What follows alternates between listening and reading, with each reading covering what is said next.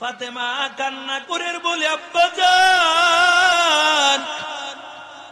আপনি যদি দুনিয়া থেকে বিদায় হয়ে যান, বলেন কাকে আমি আব্বু বলে ডাক দিব? আমার দুইটা সন্তান হাসান হোসাইন 2 দিন 3 দিন পর্যন্ত যদি না খাইয়াও থাকতো, আমি বলতাম যা তোর নানার কাছে চলে যা। আপনার নুরানি চেহারার দিকে তাকাইলে 3 দিনে ক্ষুধার সাথে সাথে নিবারণ হয়ে যাইত। আপনি দুনিয়ার থেকে বিদায় হয়ে যাবেন, কে আমাকে দেখবে? এমন করে করে ফাতেমার কান্নার আওয়াজ, ও নবীর আশিকের তাল। আল্লাহ নবী ডাক দেয়া বলে, ফাতেমা, বাধা দিয়াও কোনো লাভ নাই, কারণ এই ব্যক্তি একবার যার কাছে আসে দ্বিতীয়বার আর তার কাছে আসা লাগে না। ও ফাতেমা, বাধা দিও না, তুমি তাকে ঘরের মধ্যে আসার সুযোগ করে দাও। ফাতেমার কান্নার আওয়াজটা বন্ধ হয়ে গেল। আম্মা জান আয়েশা ডাক দিয়ে বলেন, ফাতেমা, তোমার বাবা মন কি বলেছে? তুমি কান্না বন্ধ করে দিছ।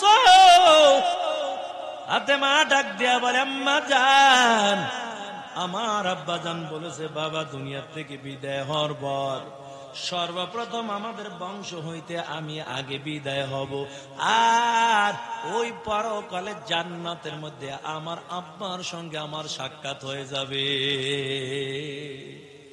এর নবীর উম্মতের দাল। আল্লাহর নবী বলে, ফাতেমা সরে যাও, আজরাইলকে আসার সুযোগ করে দাও। আজরাইল সালাম দিয়া ঘরের মধ্যে ঢুকে যায়। নবীর পাশে যখন আজরাইল বসে গেল, ডাক দেয়া কয়, নবী আমার, আল্লাহ তাআলা পাঠাইছেন, তবে জানতে চেয়েছেন আপনি কি দুনিয়ায় থাকতে চান না আল্লাহর কাছে যেতে চান? আপনার অনুমতি চেয়েছেন। আল্লাহর নবী ডাক দিয়ে বলে, আজরাইল, আমি এখনো কিছুই বলতে পারবো না, কারণ আমি যদি দুনিয়া থেকে বিদায় হয়ে যাই আমার গুনাহগার উম্মতের কি উপায় হবে? না জানি আল্লাহ বড় বড় আযাব দিয়ে ধ্বংস কইরা দেয়। যতক্ষণ পর্যন্ত জিবরাইল আমিন আমার কাছে না আসবে ততক্ষণ পর্যন্ত কিছুই বলতে পারবো না।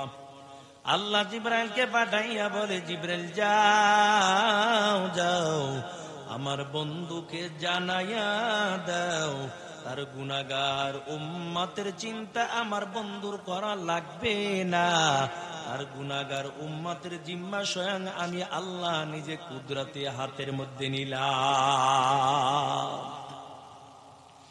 এর নবীর আশিকের দল, মায়ের নবী নবী অনুমতি দিয়া দেয়, এরে আজরাইল জান কবজ করবা তুমি করো। আজরাইল একটা হাত আমার মায়ের নবীর বুকের মধ্যে দেয়। আমার নবীজির বড় কষ্ট হইতেছে। নবী ডাক দিয়া কয়, আজরাইল আমার বুকের মধ্যে কি দিয়া চাপা দিস? না জানি আরবের বড় বড় পাহাড়ের পাথরগুলো দিয়া আমার বুকের মধ্যে চাপ দিয়া ধরেছে। আজরাইল ডাক দেয়া কয়, নবী না, এই মদিনার কোন পাহাড়ের পাথর দিয়ে আপনার বুকের মধ্যে চাপা দেই নাই।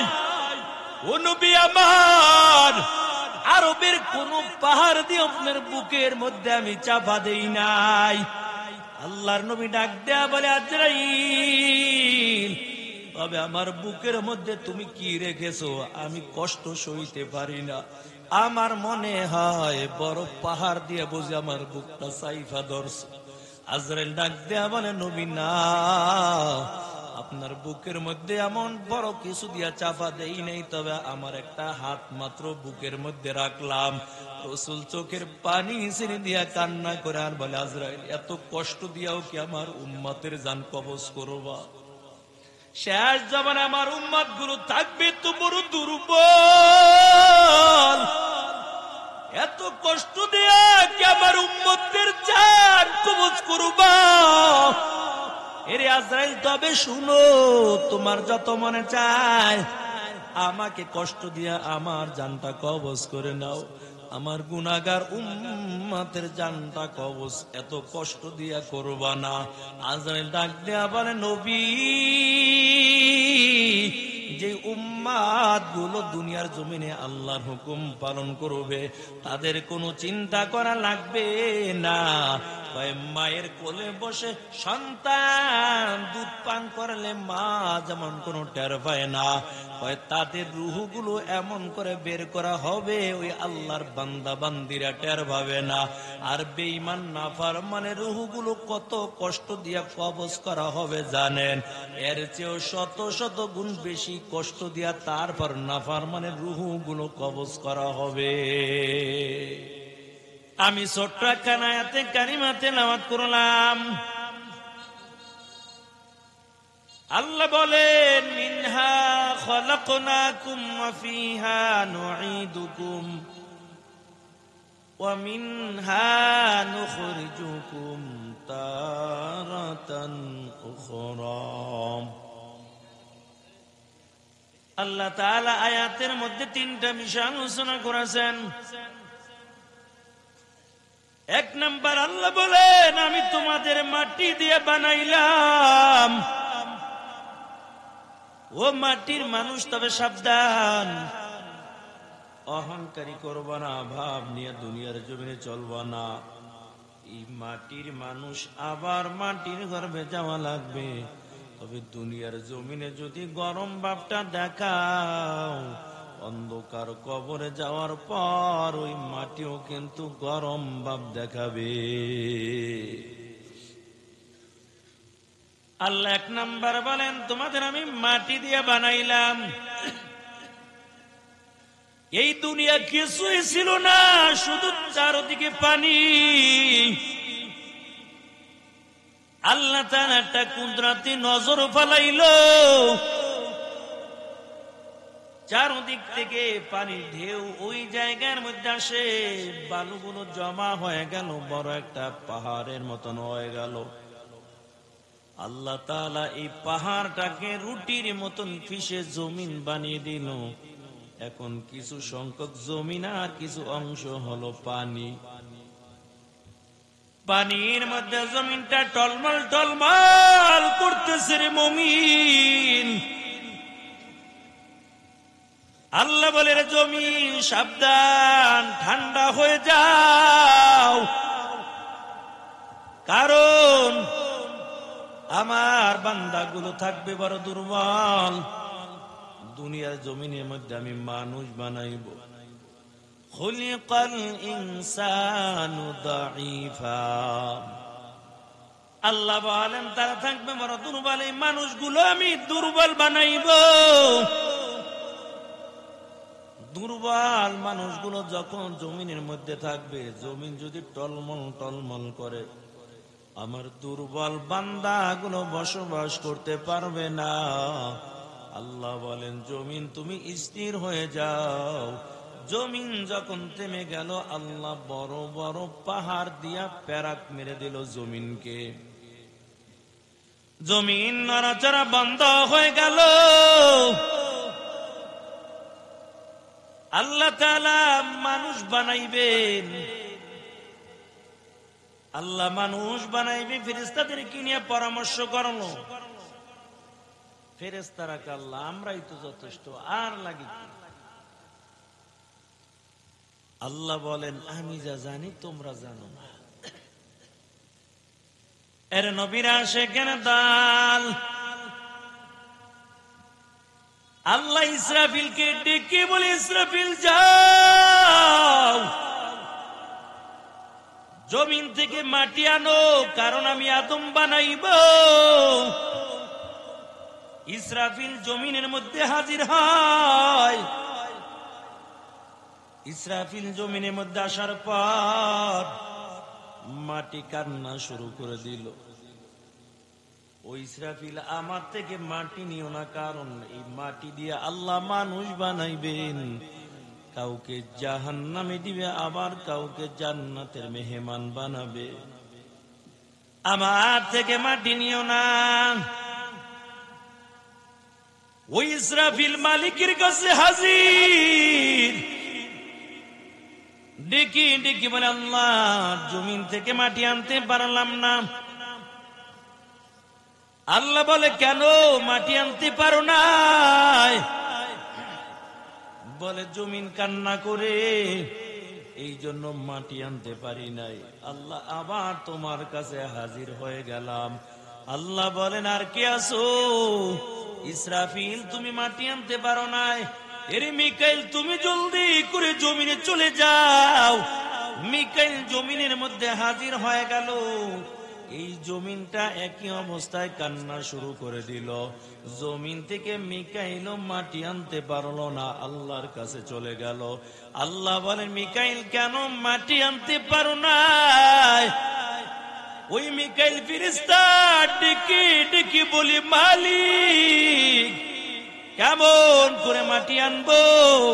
কারণ জমিন জাহান্নামের ভয় কান্না করে, এই জন্য মাটি আনতে পারলাম না।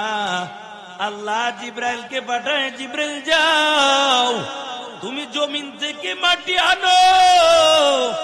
ওই জিব্রাইলকে আল্লাহ জমিনের মধ্যে পাঠাইয়া দেয়। জিব্রাইল একই অবস্থায় আইসা দেখে মাটির কান্নার আওয়াজ। মাটি কান্না করে আর বলে, জিব্রাইল, আমার থেকে মাটি নিবা না, কারণ এই মাটি দিয়ে আল্লাহ মানুষ বানাইবে আর জাহান্নামের মধ্যে দিবে। আমি সইতে পারবো না, আমার থেকে তুমি মাটি নিও না। জিব্রাইল আল্লাহর কাছে হাজির হয়ে গেল। আল্লাহ বলে, আর কি বাকি আছো? আজরাইল বলে, আল্লাহ, আমি বাকি আছি এখন। আল্লাহ তাআলা আজরাইলকে বলে, আজরাইল, জমিনের মধ্যে চলে যাও, মাটি নিয়ে আসো। আজরাইল জমিনের মধ্যে আসার পর এই জমিনটা একই অবস্থায় কান্না শুরু করে দিল। আজরাইল ডাক দেয়া বলে, মাটি, যত কান্না করো কোনো লাভ নাই। আমি আল্লাহ হুকুম করেছে মাটি নেওয়ার জন্য, আমি মাটি নিয়ে যাব।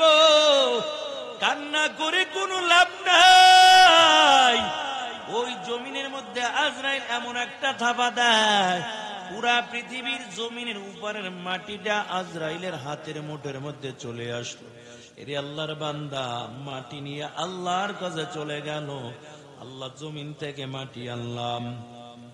আল্লাহ বলেন, কেমন করে আনছো? জমিন কি কান্না করে নাই? আজরাইল বলে, আল্লাহ, জমিন কান্না করেছে, তবে তার কান্না আমি শুনি নাই। আল্লাহ বলেন, তুমি যেহেতু জমিন থেকে মাটি আনছো, এই মাটি দিয়া আদম বানাইব। আদমের রুহটা কবজ করার জন্য আবার দায়িত্ব আমি আল্লাহ তোমাকে দিব। আজরাইল কে আল্লাহ, না, এই দায়িত্ব দিলে মানুষে আমাকে অভিশাপ দিবে। মায়ের কোলের থেকে সন্তান নিয়ে আসবো, বাবার সামনে সন্তানের লাশ, ছোট মাসুম সন্তান দুনিয়ায় আছে, মা দুনিয়ায় নাই। আল্লাহ বলেন, ও আজরাইল, তোর কোনো দোষ থাকবে না, তুমি তো নির্দোষ থাকবা। মানুষ স্ট্রোক করে মারা যাবে, জ্বর হয়ে মারা যাবে, হার্ট অ্যাটাক করে মারা যাবে, তোমার কোনো দোষ থাকবে না, তুমি থাকবা নির্দোষ। মানুষ বলে, লোকটা অ্যাক্সিডেন্ট করে মারা গেছে। আরে আল্লাহর বান্দা, আল্লাহ কত সুন্দর করে আদম বানাইলো। আদমকে বানানোর পর আল্লাহ তাআলা সকল ফেরেশতাদেরকে বললেন, وَإِذْ قُلْنَا لِلْمَلَائِكَةِ اسْجُدُوا لِآدَمَ فَسَجَدُوا إِلَّا إِبْلِيسَ أَبَى وَاسْتَكْبَرَ وَكَانَ مِنَ الْكَافِرِينَ।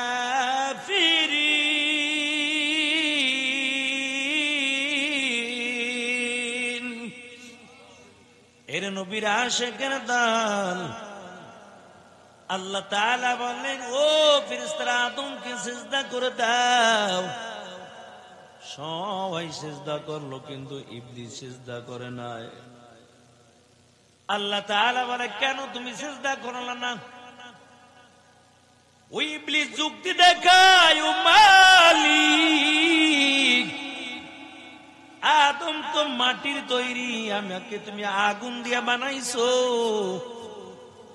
আয় আল্লাহ, আমি কেন এখন আদম রে সেজদা করব? কারণ আগুন তো উপরের দিকে দামিত হয়, মাটি নিচের দিকে পড়ে যায়। আমি কেন আদমকে সেজদা করব?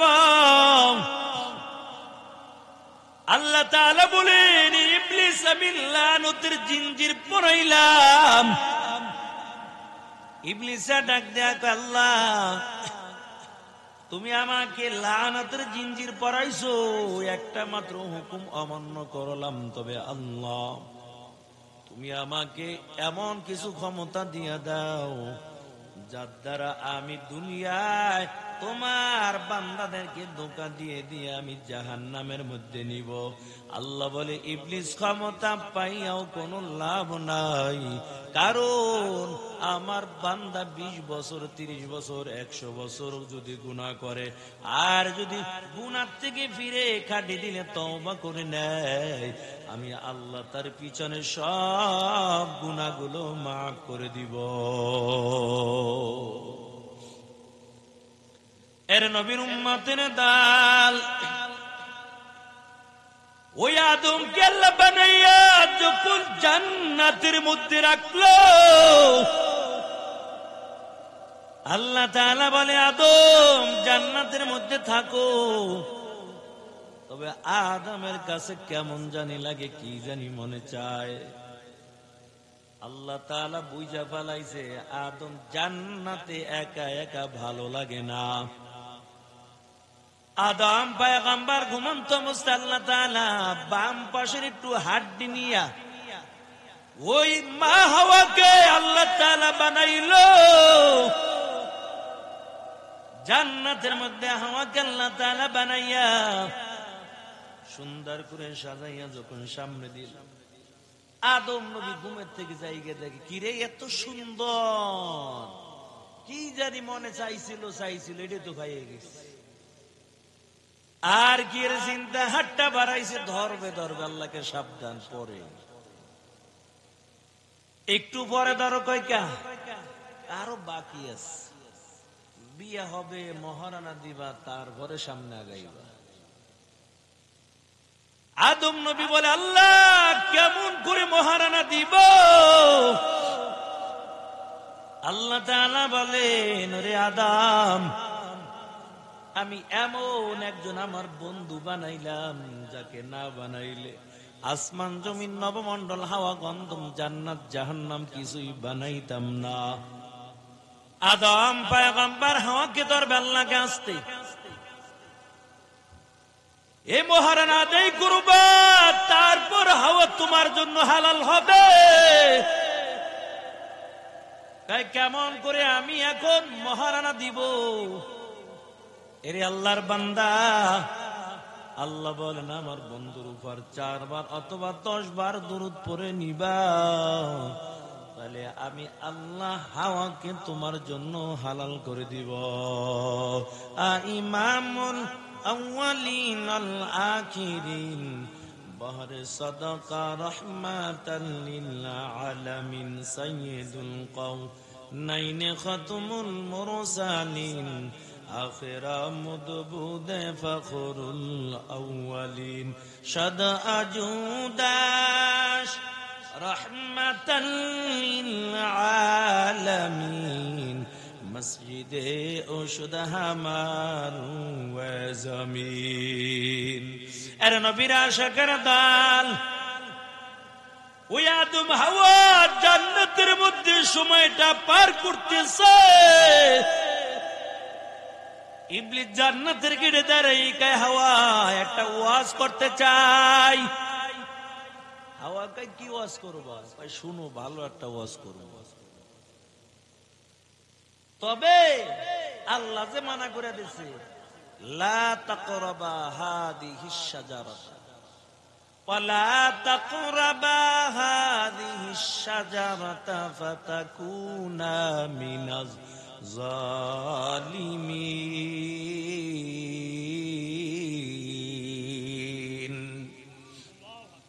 এর নবীর আশিকের দল, ওই যে আল্লাহ ওই ফল গাছের কিনারায় যেতে নিষেধ করেছে, ওই ফল খাইবা না, ফলের কাছেও যাইবা না। কেন মানা করছে জানো?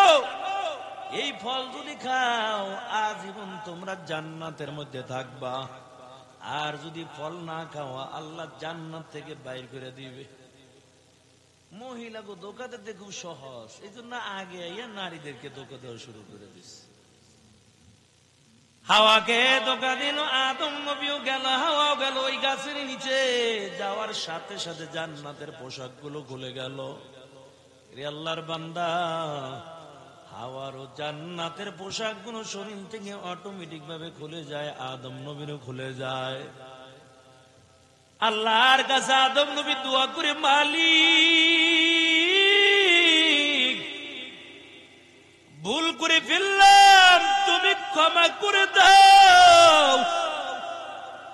আল্লাহ ডাক দেয়া বলে, আদম হবে না,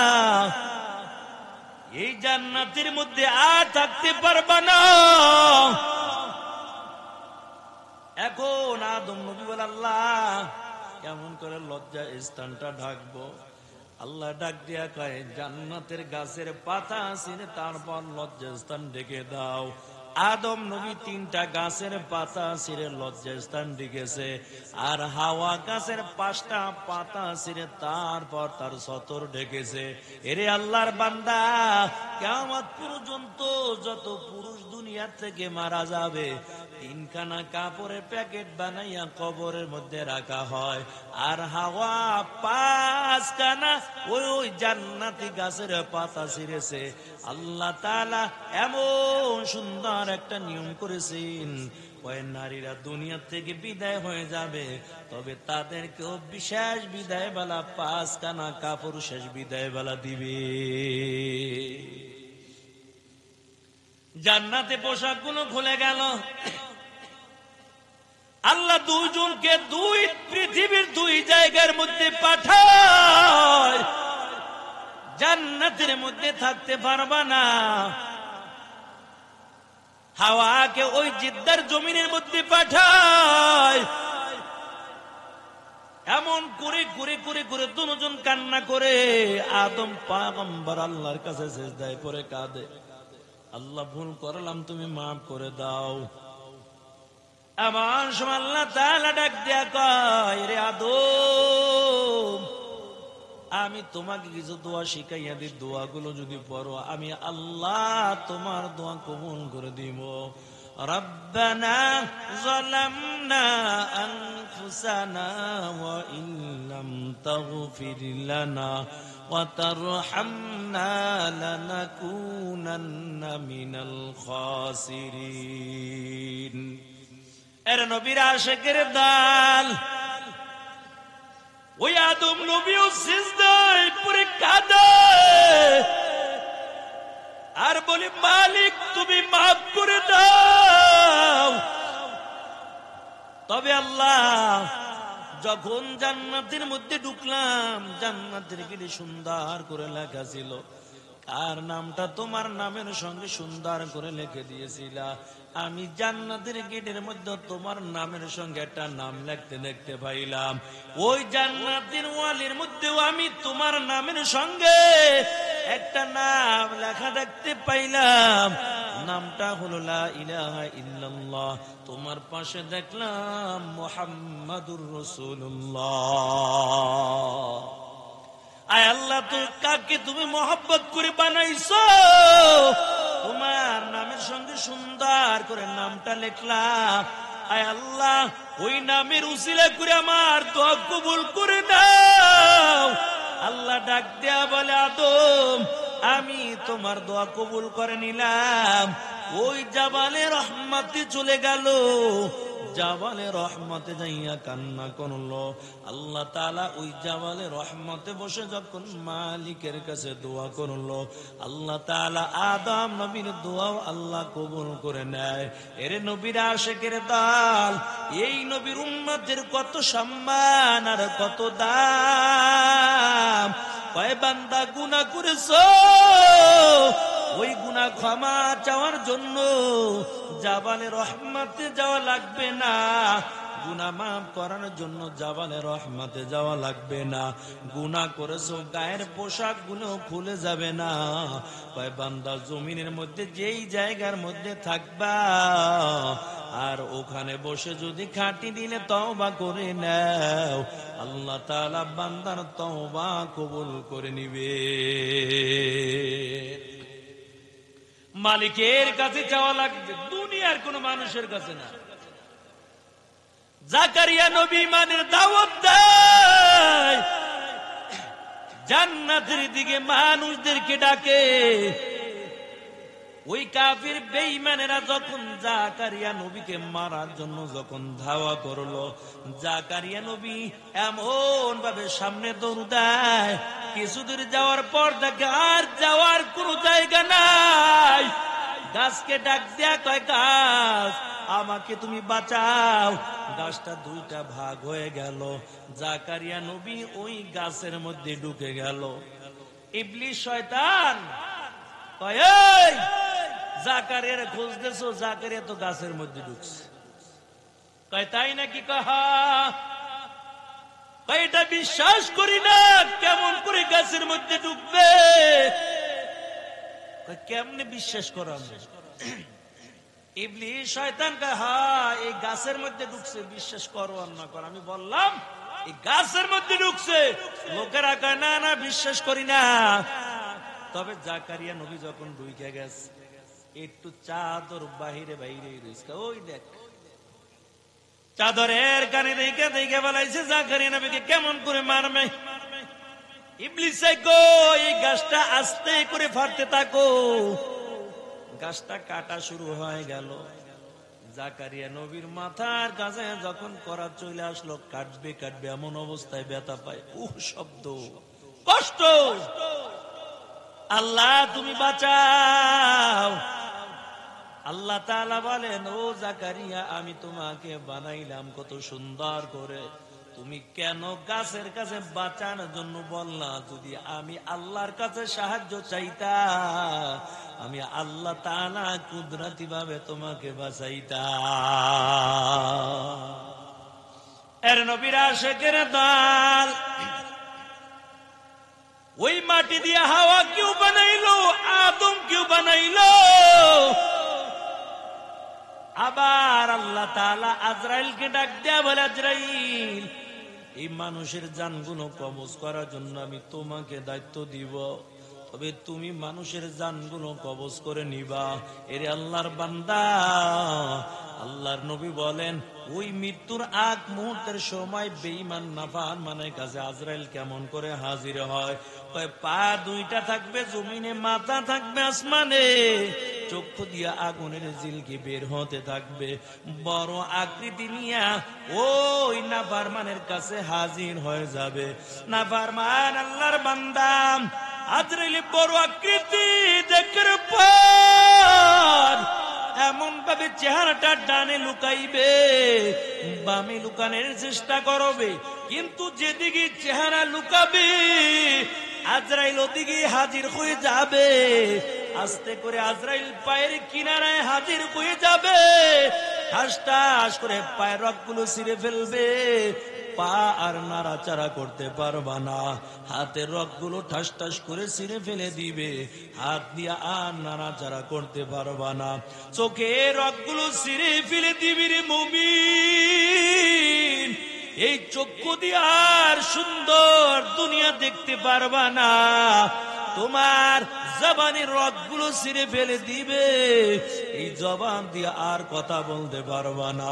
এরে আল্লাহর বান্দা, আজকে কার জন্য বড় পাগল?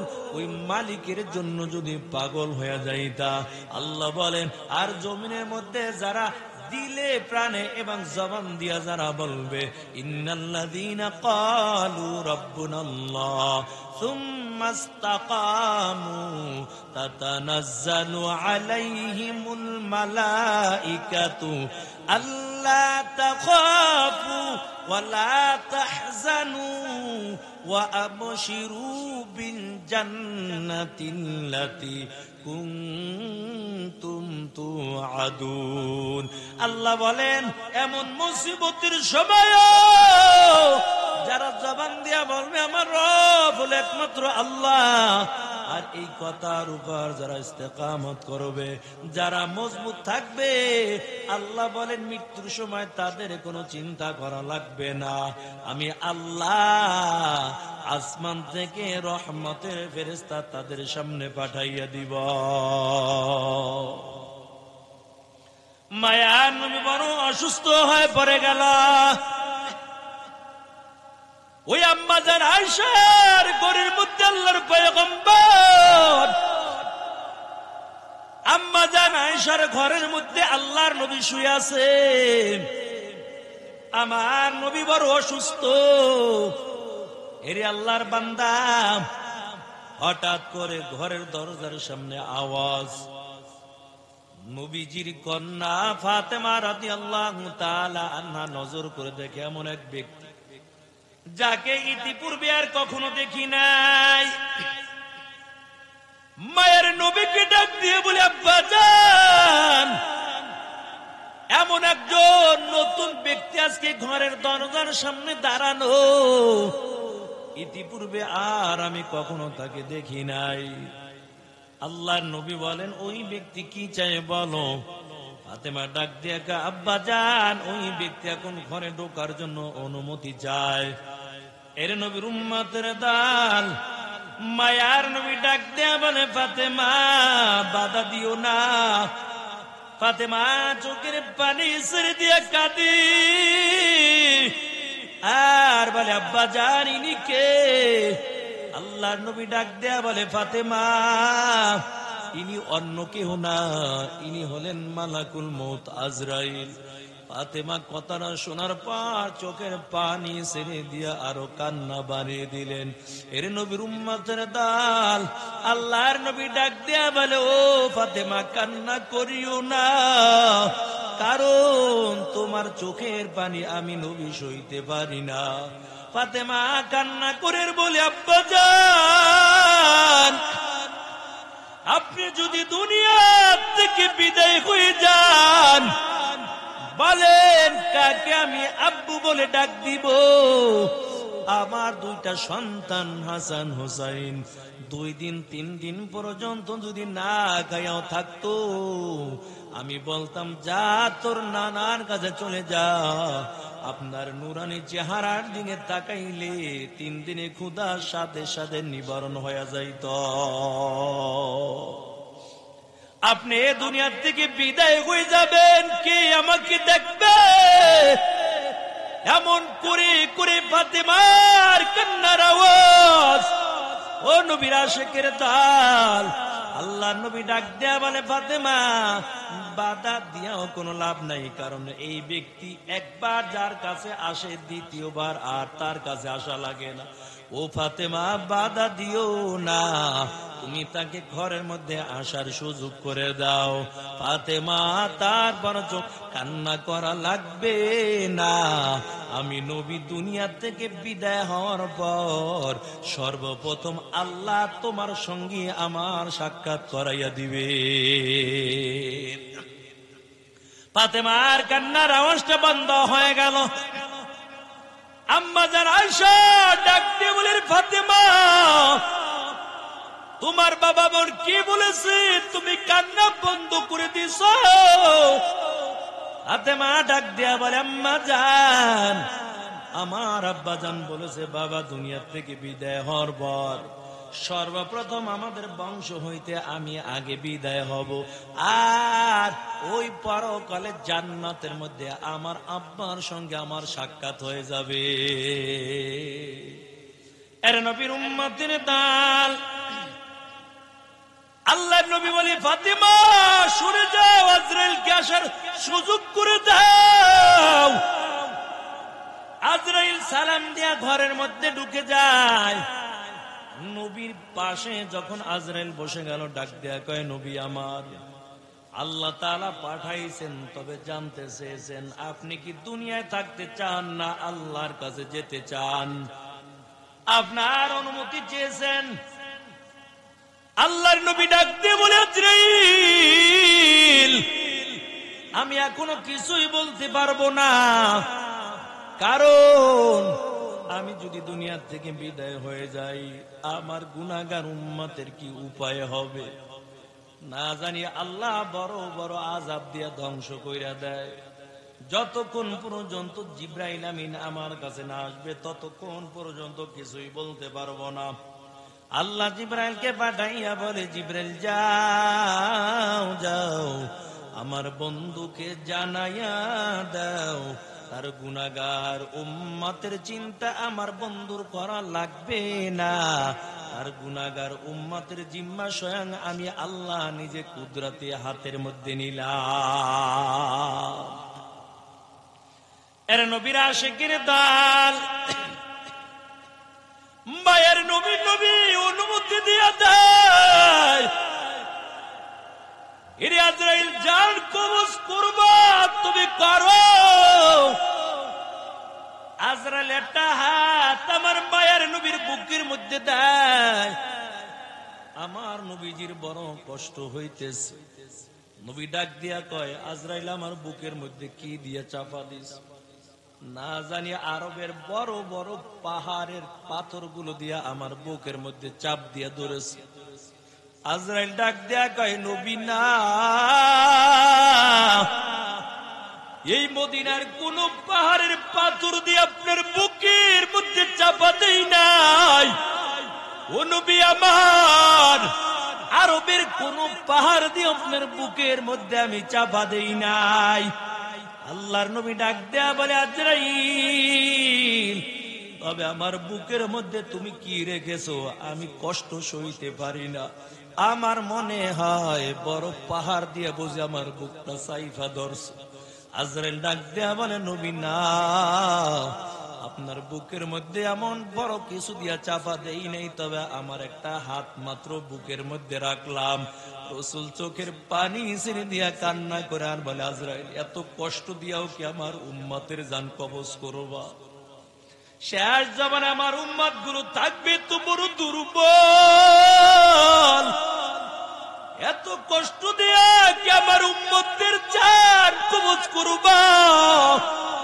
এরে আজরাইল, তবে শুনো, তোমার যত মনে চায় আমাকে কষ্ট দিয়া আমার জানটা কবজ করে নাও। আমার গুনাহগার উম্মতের জানটা কবজ এত কষ্ট দিয়া করবা না।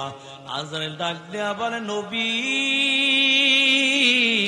যে উম্মাত গুলো দুনিয়ার জমিনে আল্লাহর হুকুম পালন করবে, তাদের কোনো চিন্তা করা লাগবে না। মায়ের কোলে বসে সন্তান দুধ পান করলে মা যেমন কোনো টের পায় না, তাদের রুহগুলো এমন করে বের করা হবে, ওই আল্লাহর বান্দা বান্দিরা টের পাবে না। আর বেঈমান নাফরমানের রুহগুলো কত কষ্ট দিয়া কবজ করা হবে জানেন? এর চেয়েও শত শত গুণ বেশি কষ্ট দিয়া তারপর নাফরমানের রুহগুলো কবজ করা হবে। এর নবীর উম্মতের দল, মায়ের নবী দুনিয়া থেকে বিদায় হয়ে গেল। ফাতেমা রাদিয়াল্লাহু তাআলা আনহা দিলের মধ্যে তো এমন আশা, মৃত্যুর জন্য প্রস্তুত হয়ে আছে। কারণ আব্বাজান বলেছেন, আব্বা তো বিদায় হয়ে গেছে, তবে আমাদের বংশের থেকে সর্বপ্রথম আমি বিদায় হব। এর নবীর আশিকের দল, হঠাৎ করে একদিন গভীর রাত স্বপ্নের মাধ্যমে দেখতেছে মায়ের নবী ঘরের মধ্যে ঢুকে গেল। ঘরের মধ্যে ঢুইকা কি জানি খুঁজতেছে। হঠাৎ করে ফাতেমা ডাক দিয়া বলে, আব্বা জান, আপনি কি খুঁজতেছেন বলেন? রাসূল ডাক দিয়া বলে, ফাতেমা, আমি তো তোমাকেই খুঁজতেছি। ফাতেমা স্বপ্নের মাধ্যমে বলে, আব্বা জান, কেন আপনি আমাকে খুঁজতেছেন বলেন? আল্লাহর নবী ডাক দিয়া বলে, ও ফাতেমা, তবে শুনো, আগামীকাল তুমি রোজা রাখবা। আগামীকাল তুমি সারাদিন রোজা থাকবা। আর সন্ধ্যাবেলা আমি নবীর সঙ্গে জান্নাতের মধ্যে ইফতার করবা। ফাতেমা রাদিয়াল্লাহু তাআলা আনহার ঘুমটা ভেঙে গেল, কিন্তু আর চোখের মধ্যে ঘুম আসে না। একবার দিয়া হাসান হোসেনকে জড়াইয়া তার মুখের মধ্যে চুম্বন দেয়, আর চোখের পানি ছেড়ে দিয়া কাঁদে আর বলে, সন্তান আর তো মাকে মা বলে ডাক দিতে পারবি না। আবার আলী রাদিয়াল্লাহু তাআলা আনহুর পায়ের কিনারে হাজির, আস্তে আস্তে করে আলীর খিদমত করে আর বলে, স্বামী আমার, আপনি আমাকে ক্ষমা করে দেন, আর বুঝি দুনিয়ার জমিনে আপনার সঙ্গে দেখা হবে না। এর নবীর আশিকের দাল ও পর্দার আড়ালের মাগো, দিলের কানটা লাগাইয়া শুনো গো মা, তুমিও ফাতেমার মতো স্বামীর খেদমত করবা। তাই স্বামীর খেদমত করে যদি দুনিয়া থেকে বিদায় হও, আমার নবী সুসংবাদ শুনাইয়া দেয়। আর স্বামী যদি বলে আমার স্ত্রী খুব ভালো ছিল, ওই মহিলার জন্য আল্লাহর জান্নাত অপেক্ষা করতে থাকে। আলীর খেদমত করতেছি, আবার দৌড়াইয়া হাসান হুসেনের কিনারে হাজির, আস্তে করে মাথাটার মধ্যে হাতটা ভুলায় আর বলে, সন্তান আমার মনে হয় আগামীকাল তোরা বড় এতিম হয়ে যাবি, আর মায়ের কাছে বলতে পারবি না মা ক্ষুধা লাগছে খাবার দাও, মাকে আর দুনিয়ার জমিনের মধ্যে দেখবা না। আলীর কাপড় চোপড় গুলো সুন্দর করে ধুলে রেখে দিলাম, হাসান হোসেনের কাপড় গুলো সুন্দর করে ধুয়ে মুছে রেখে দিল। হঠাৎ করে আলীর ঘুমটা ভেঙে যায়, নজর করে দেখে আলীর পায়ের কিনারায় বসে বসে ফাতেমা চোখের পানি ছেড়ে দিয়া কাঁদে। আলী ডাক দিয়া কয়, ফাতেমা কেন কাঁদো? ফাতেমা ডাক দেয়া বলে, স্বামী আমার, আর বুঝি দেখা হবে না, কারণ আমার আব্বাজানকে আমি স্বপ্নের মাধ্যমে দেখলাম। ও স্বামী আমার, তবে আপনি আমাকে মাফ করে দেন, আমার প্রতি আপনি কোনো কষ্ট রাখবেন না। আলী ডাক দেয়া কয়, ও ফাতেমা, আমার খেদমত এমন ভাবে তুমি করেছো, আমি আল্লাহর কাছে তোমার জন্য খাস দিল ভরে ভরে দোয়া করলাম। এর নবীর আশিকের দাল ওই আলীকে ডাক দিয়ে বলে, স্বামী আমার, তবে একটা আপনি ওয়াদা করেন, আমি দুনিয়ার থেকে বিদায় হয়ে যাব, আমার সঙ্গে আপনি একটা ওয়াদা করবেন। ও স্বামী আমার, আমি বিদায় হওয়ার পর আপনি বিবাহ করবেন, কোনো নিষেধ করব না, তবে আমার ছোট্ট ছোট্ট দুইটা সন্তান হাসান হোসেন, ওদেরকে আপনি ভুলে যাইবেন না। ও নবী আমার, আপনি সপ্তাহের মধ্যে 6টা দিন আপনার নতুন বিবির নিয়ে তারপর আপনি ঘুমাবেন। কিন্তু হাসান হোসেন তো আমি মায়ের গলা জড়াইয়া তারপর ঘুমাইতো, আমি মাকে মা বলে ডাক দিতে পারবেন আর ঘুমাইতেও পারবেন। ও স্বামী আমার, একটা অনুরোধ করে যাই, আমার সন্তান হাসান হোসেনকে নিয়ে সপ্তাহে একটা দিন হলেও ওদের গলা জড়াই আপনি ঘুমাবেন। আলী রাদিয়াল্লাহু তাআলা ডাক দেয়া কয়, এ ফাতেমা কান্না করা লাগবে না, লাগবে না। ফাতেমা আবার ডাক দেয়া কয়, ও স্বামী আমার, আমি আর একটা আপনার কাছে অনুরোধ জানাই, আমি যদি রাত্রবেলা দুনিয়ার থেকে বিদায় হয়ে যাই, আমার মৃত্যুর খবরটা দুনিয়ার কোন মানুষের কাছে দিবেন না, দুনিয়ার কোন মানুষ যেন আমার মৃত্যুর সংবাদটা না পায়। আমি রাত্রবেলা দুনিয়ার থেকে বিদায় হয়ে গেলে তাড়াতাড়ি আমার কাফন দাফনের ব্যবস্থা করবেন। ও নবীর উম্মতের দাল ফাতেমা রাদিয়াল্লাহু তাআলা আনহা রাত্রবেলা দুনিয়া থেকে বিদায় হয়ে গেছে, সাদা কাপড় বেচাইয়া তিনজনে তিনটা শেষ বিদায় খাটের পায়া ধরে দাঁড়ানো। ওই যে মাইয়িতকে আমরা কবরের দিকে নিয়ে যাই, 4টে পায়া থাকে, 4 জনে ধরি 8 জনে ধরিয়া মুদ্দারকে আমরা কবরের দিকে নিয়ে যাই।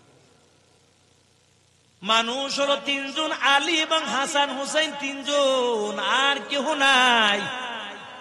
3 জনে 3টা খাটের পায়া ধইরা দাঁড়ানো। বাকি একটা খাটের পায়া ধরার মতন লোক নাই। এরে আল্লাহর বান্দা,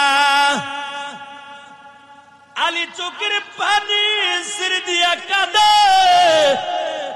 হাসান হোসেনের চোখের পানি ছেড়ে দিয়া কাঁদে, আর আল্লাহর কাছে বলে, আল্লাহ আমার মাকে এখন গভীর রাত্রে কবরের দিকে নিয়ে যাব, এই শেষ বিদায়ের ঘাটের পায়া ধরার লোক নাই। এমন করে করে হাসান হোসেনও কান্না করে। এর নবীর আশিকের দাল গভীর রাত্রে আল্লাহর পয়গম্বর আবু যর গিফারিকে স্বপ্নে দেখায়, এরে আবু যর তবে শুনো, আর বিছানার সঙ্গে পিঠ লাগাইয়া ঘুমাইও না, তাড়াতাড়ি উঠে যাও, তার একমাত্র কারণ আমার কলিজার টুকরা ফাতেমা দুনিয়া থেকে বিদায় হয়ে গেছে। হাসান হোসেন এবং আলী তিনজনে খাটের তিনটা পায়া ধরে দাঁড়ানো আছে, বাকি একটা পায়া ধরার মতন লোক নাই। এরে আবু যর জলদি করে ওই আলীর বাড়ি চলে যাও, বাকি খাটের একটা পায়া তুমি নিজে যাইয়া ধরবা। আবু যর গিফারি আসতে অন্ধকার রাত, আলীর বাড়ি ঢুকতেছে, আর ডেকে ডেকে বলে, এরে আলী একটু অপেক্ষা করো। আলী রাদিয়াল্লাহু তাআলা আনহু ডাক দেয়া বলে, কে তুমি? অন্ধকার রাত। আবু যর গিফারি বলে, আমি হলাম আবু যর গিফারি। কয় কেমন করে তুমি সংবাদটা পাইলা? কয় আল্লাহর পয়গম্বর স্বপ্নের মাধ্যমে আমাকে ঘুমের থেকে জাগাইয়ে দিয়েছে। আবু যর খাটের একটা পায়া ধরলো, চারজনে শেষ বিদায়ের খাটের চারটা পায়া ধরে কবরের দিকে নিয়ে যায়, ওই অন্ধকার কবরের দিকে নিয়ে যায়। কবরের পাশে ফাতেমার শেষ বিদায় খাটিয়াটা রাখা হলো। আবু যর গিফারি কবরের মধ্যে নামলো, ডাক দেয়া, কবর তোর মধ্যে এখন কাকে রাখবো জানো? যিনি হলেন আলীর স্ত্রী। খবরদার মাটি বেয়াদবি করবা না, বেয়াদবি করবা না। মাটির থেকে কোনো আওয়াজ আসে না।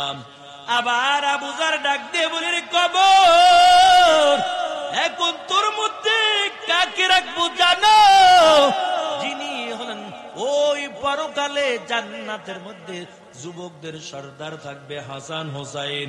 এই হাসান হোসেনের আম্মা জানকে এখন তোমার মধ্যে রাখবো। খবরদার কবর বেয়াদবি করবা না, ওই কবর থেকে কোনো আওয়াজ আসে না। আবার আবু যর ডাক দেয়া বলে, কবর এখন তোর মধ্যে কাকে রাখবো জানো? এরে কবর তোমার মধ্যে এখন আমি যাকে রাখবো তিনি হলেন আখির পয়গম্বর মুহাম্মদুর রাসূলুল্লাহ সাল্লাল্লাহু আলাইহি ওয়াসাল্লাম। কলিজার একটা টুকরা ফাতেমা, এখন তাকে তোমার মধ্যে রাখবো। ও কবর খবরদার বেয়াদবি করবা না। কবর আল্লাহর কাছে বলে, মালিক একটু আমার জবানটা মানুষের মতো খুলে দেন, আমি একটু আবু যর গিফারির সঙ্গে কথা বলতে চাই। আল্লাহ তাআলা মাটির দোয়া কবুল করিয়া মাটির জবান খুলে দিল। মাটি ডাক দেয়া কয়, আবু যর আলীর স্ত্রীকে আমি চিনি না, হাসান হোসাইনের আম্মাকে আমি চিনি না, নবীর কলিজার টুকনা নবীজির সন্তান ফাতেমাকে আমি চিনি না। তবে ও আবু যর শোনাও, আমার কাছে একটাই মাত্র পরিচয়, সেটা হলো নেক আমল। নেক আমল নিয়ে যদি আমার মধ্যে আসে, আমি কবর তার সঙ্গে ভালো ব্যবহার করব। আর যদি গুনাহ নিয়ে যদি কবরের মধ্যে হাজির হয়, দুই পাশের মাটি গুলো এমন ভাবে চাপ দিয়ে দিব, এক পাজরার হাড্ডি গুলো অন্য পাজরার মধ্যে ঢুকে যাবে। এর নবীর আশিকের দাঁত ওই অন্ধকার কবরের মধ্যে আপন কেউ নাই, কেউ নাই। অন্ধকার কবরের মধ্যে একমাত্র আপন হলো আল্লাহ। এই জন্য মালিক ও দুনিয়ার মানুষদেরকে জানাইয়া দেয়, মিনহা খলাকনাকুম ওয়া ফিহা নুঈদুকুম ওয়া মিনহা নুখরিজুকুম তারাতান উখরা। আল্লাহ আয়াতের মধ্যে তিনটা বিষয় আলোচনা করেছেন। এক নাম্বার, আল্লাহ বলেন আমি মাটি দিয়েই তোমাদের বানাইলাম।